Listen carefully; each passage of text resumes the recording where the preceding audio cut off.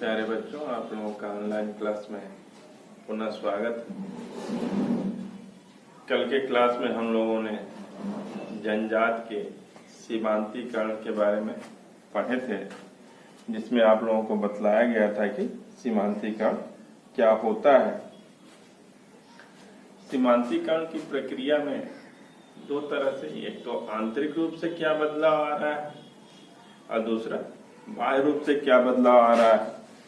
किसके बदलाव से सीमांतीकरण की प्रक्रिया में ये आप लोगों को बतलाया गया था कि इस प्रक्रिया के द्वारा जनजातियों में खुद के प्रति उदासीनता आ जा रही है। जैसे तिरस्कार और उपेक्षा की प्रक्रिया से किसी समुदाय में अलगाव की दशा को हम सीमांतीकरण कहते हैं। ये चीजें हो रही हैं, जनजातियों में खुद में अलगाव आ रहा है।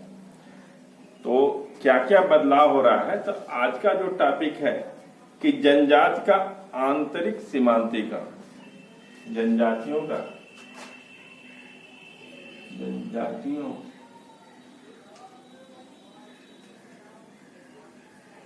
का आंतरिक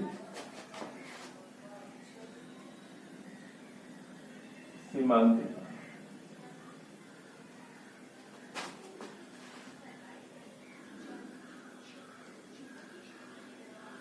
आंतरिक सीमांतीकरण, जनजातियों का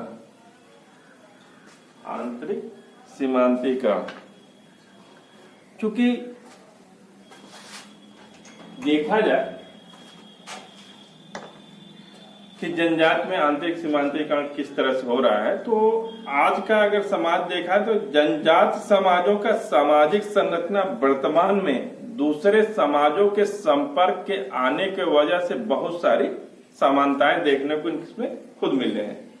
जैसे जो जनजाति हैं सभ्य समाज से आके अपने आप को अटैच कर लिए हैं, तो इसके जो धार्मिक राजनीतिक स्थिति सभ्य समाज की है, वैसे जनजातियों की भी दिखलाई देने लगी है, जिस वजह से जनजात की अपनी एक विशिष्ट पहचान थी, अपनी एक विशिष्ट संस्कृति थी, उसमें इन लोगों का क्षरण हो रहा है। जैसे अगर हम उदाहरण के रूप में बात करें तो देखेंगे कि जो भोटिया जनजाति है उसमें जो युवा गृह था, उस युवा गृह में सांस्कृतिक शिक्षा दी जाती है, वो अब धीरे धीरे समाप्त हो रही है। ऐसे ही आप देखेंगे कि घोटुल जो माड़िया जनजात के युवा लोगों का सांस्कृतिक प्रशिक्षण या शिक्षा का प्रशिक्षण, चाहे अन्य चीजों का, या जो यंग लड़के होते थे, लड़कियां लड़कियां उस घोटुल में जाके सारी चीजें सीखते थे, अब उसको सभ्य समाज में आने की वजह से ये लोग सभ्य समाज के संपर्क के वजह से उसको बुरा मानते हैं कि सभ्य समाज चूंकि स्वतंत्रता को वो प्रश्रय नहीं देता है, उसको बुरा लगता है। तो उस समाज के संपर्क में आने से वजह से इनके जो घोटुल था वो परित्याग कर चुके हैं। अब परित्याग करने की वजह से जो इन लोगों में एक संगठनिक व्यवस्था थी या जुड़ाव था, वो धीरे धीरे टूट रहा है। अगर वन बाय वन हम इसको देखें तो पहला देखेंगे कि जनजाति समाज जब सभ्य समाज के संपर्क में आता है, तो जिस वजह से जनजाति, अगर पहला देखें कि आत्मनिर्भर होते थे, क्योंकि जनजाति समाज आत्मनिर्भर होता था, क्योंकि ये एक समूह में रहते थे, अपनी आवश्यकताएं की सारी चीजों को वो उत्पादित करते थे। अब सभ्य समाज में आने की वजह से ये अब आत्मनिर्भर नहीं रह गए। पहले आप देखेंगे बिहार और झारखंड में जो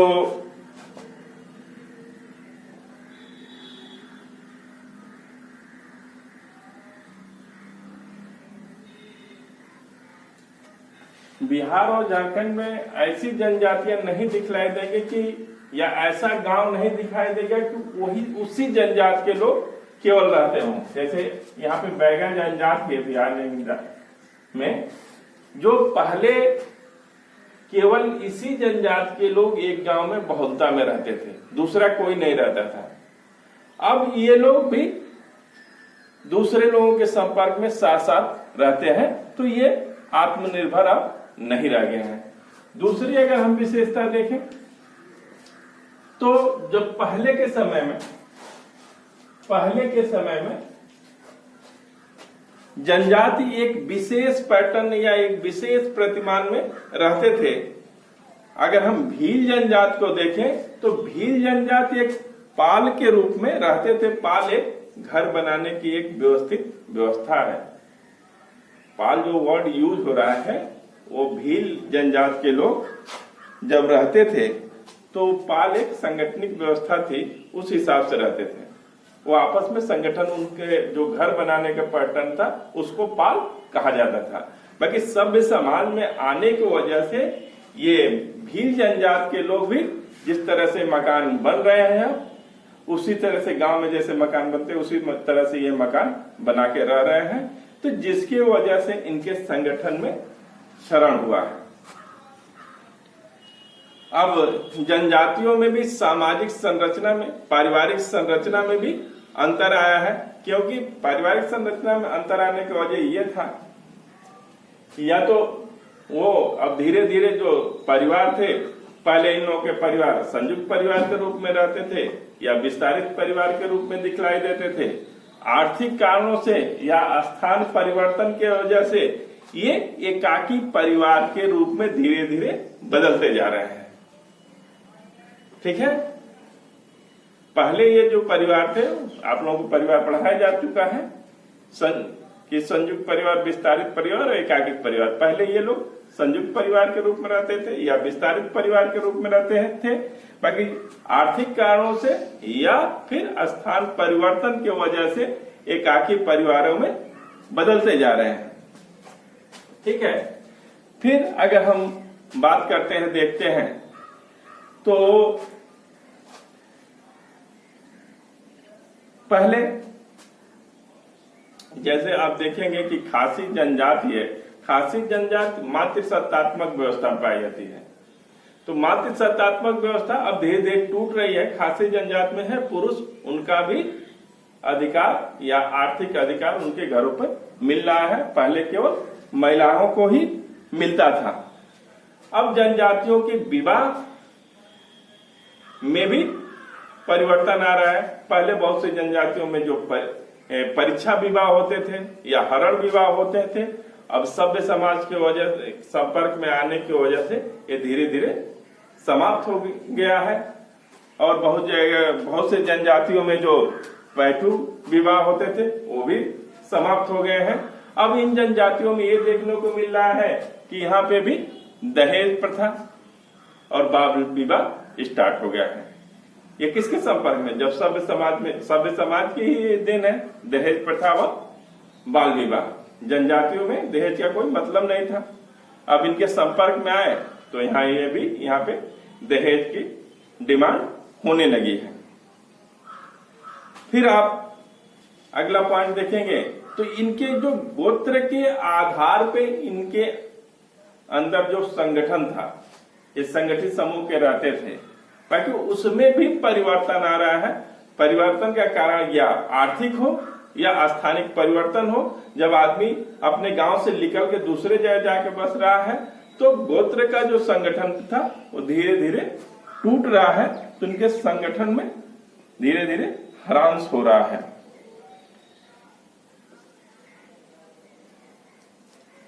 अगला हम लोग अगर पॉइंट देखेंगे, पहले के जनजाति समाज में स्त्रियों की चाहे विवाह हो या पारिवारिक घटना हो या संपत्ति की बात हो, उनको एक अच्छा दर्जा प्राप्त था।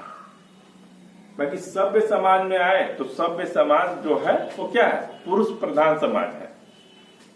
आप यही नहीं, इंडिया में नहीं, हर जगह देखेंगे तो आज भी जो सभ्य समाज है वो पुरुष प्रधान समाज है।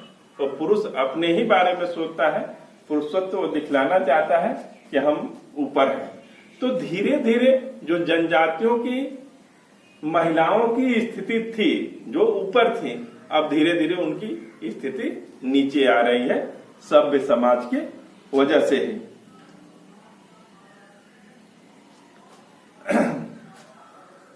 जनजातियों में जो संपर्क आए थे, किसके संपर्क में आए? चाहे तो ईसाई के संपर्क में आए, क्योंकि शुरू में ईसाई मशीनरियां जंगलों में गई और जनजातियों से फिर ईसाई में कन्वर्ट होने की बात की, उसके संपर्क में आए, या जो जनजाति थी हिंदू लोगों के संपर्क में आए, तो धीरे धीरे इन लोगों के धर्मों को अपनाए और अपने धर्म को छोड़ा या अपनी संस्कृति की छोड़ी। तो जब छोड़ता है तो ये दिखलाई देता है कि जब दूसरा व्यक्ति, जैसे आप ईसाई धर्म स्वीकार किए, जनजातियां आके ईसाई धर्म स्वीकार की, और ईसाई धर्म स्वीकार करने की वजह से जब आप कन्वर्ट हो गए ईसाई में, तो ईसाई के लोग आपको पसंद नहीं करेंगे और दूसरे आप अपने मूल जगह पर जाना चाहेंगे तो वहां भी लोग आप जा नहीं पा रहे हैं क्योंकि वो मूल्य छोड़ चुके हैं।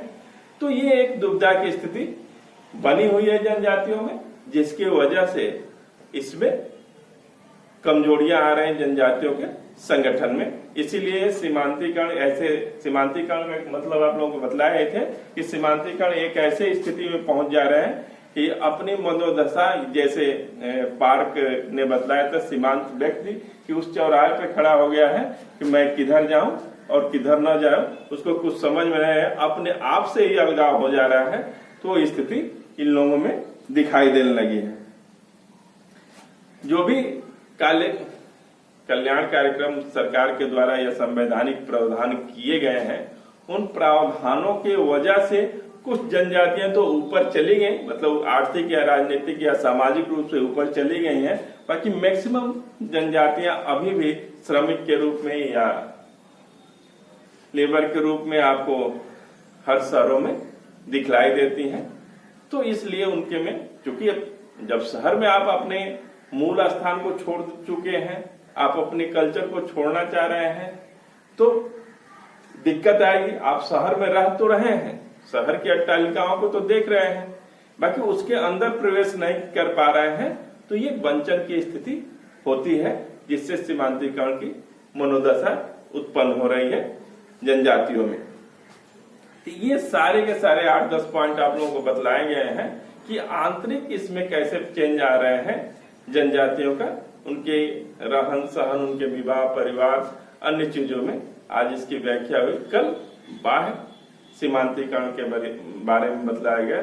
आज जितने क्लास उसके लिए आप लोगों को बहुत बहुत धन्यवाद।